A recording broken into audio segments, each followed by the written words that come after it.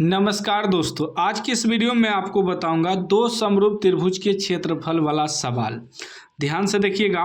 कह रहा है त्रिभुज ABC समरूप त्रिभुज PQR तथा इनके क्षेत्रफल क्रमशः 64 सेंटीमीटर स्क्वायर तथा 121 सेंटीमीटर स्क्वायर है। यदि QR बराबर 15.4 सेंटीमीटर तो BC का मान निकाले। दो समरूप त्रिभुज है, ठीक ना। एगो मान लीजिए ABC, इसको मान लीजिए PQR, ठीक ना। दो समरूप त्रिभुज है, दोनों समरूप है। ABC एक त्रिभुज है, एक PQR है।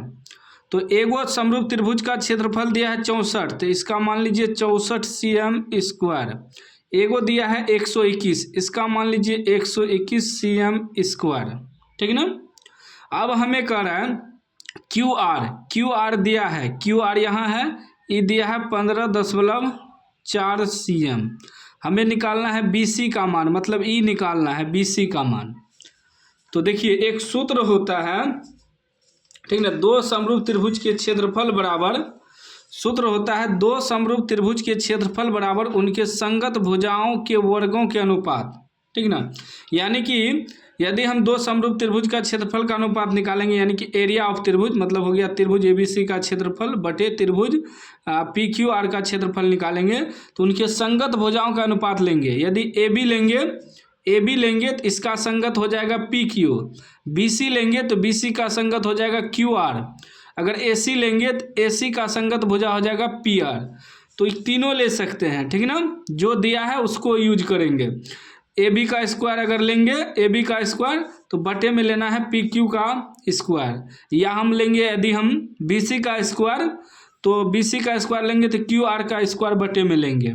या यदि हम AC का स्क्वायर लेंगे तो इसके संगत PR का स्क्वायर लेंगे। मतलब ये तीनों ले सकते हैं हम, तीनों संगत भुजा, ठीक ना। तो यहाँ हमें निकालना है BC, दिया है QR दिया है BC निकालना है, तो BC वाला सूत्र यूज करेंगे, E वाला, BC स्क्वायर बटे QR स्क्वायर, ठीक ना। तो यहाँ लिखेंगे एरिया ऑफ त्रिभुज ABC, यानी कि त्रिभुज ABC का क्षेत्रफल बटे एरिया ऑफ त्रिभुज PQR। तो हम क्या लेंगे, क्या होता है, दो समरूप त्रिभुज के क्षेत्रफल के अनुपात बराबर उनके संगत भुजाओं के वर्गों के अनुपात। तो यहाँ हमें निकालना है BC का संगत QR होगा, ठीक ना। तो लिखेंगे BC का स्क्वायर बटे QR का स्क्वायर। अब एरिया ऑफ त्रिभुज ABC का क्षेत्रफल दिया है कितना, 64 बटे PQR का क्षेत्रफल दिया है 121 बराबर BC तो हमें निकालना है BC का स्क्वायर बटे QR हमें दिया है 15.4 इसका स्क्वायर, ठीक ना। अब क्या ये हो जाएगा 64 बटे 121 बराबर BC बटे 15.4।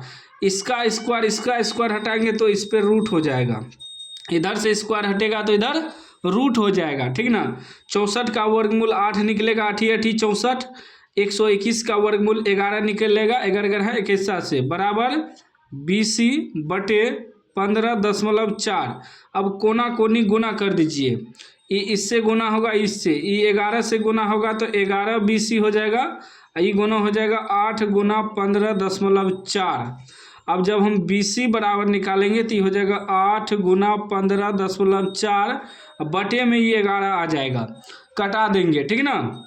कटा देंगे 11 से, 11 का 11 बच जाएगा 4, यहाँ आ जाएगा 4, 11 चौके 44, एक अंक के बाद दशमलव है, एक अंक के बाद दशमलव डाल देंगे तो कितना आ जाएगा, गुना करेंगे तो गुना करिए।